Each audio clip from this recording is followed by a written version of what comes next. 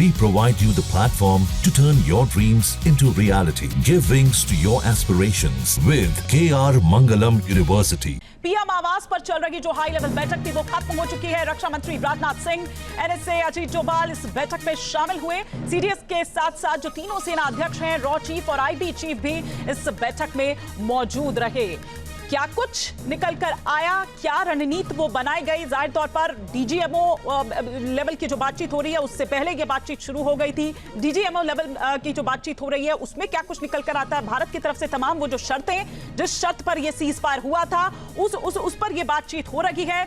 2:30 बजे तक का इंतजार हमें करना होगा, जब इस पर प्रेस कॉन्फ्रेंस होगी, जब प्रेस ब्रीफिंग होगी कि क्या कुछ चर्चा इस दौरान की गई है। रक्षा मंत्री राजनाथ सिंह, एनएसए अजीत डोभाल इस बैठक में शामिल हुए। सीडीएस के साथ साथ जो तीनों सेना अध्यक्ष हैं, रॉ चीफ और आईबी चीफ भी इस बैठक में मौजूद रहे।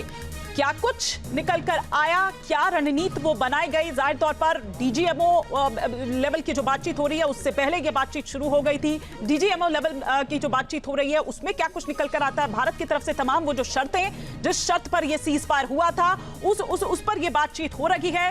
2:30 बजे तक का इंतजार हमें करना होगा, जब इस पर प्रेस कॉन्फ्रेंस होगी, जब प्रेस ब्रीफिंग होगी कि क्या कुछ चर्चा इस दौरान की गई है। डीजीएमओ लेवल की जो बातचीत हो रही है उसमें क्या कुछ निकल कर आता है? भारत की तरफ से तमाम वो जो शर्तें, जिस शर्त पर ये सीज फायर हुआ था उस पर ये बातचीत हो रही है।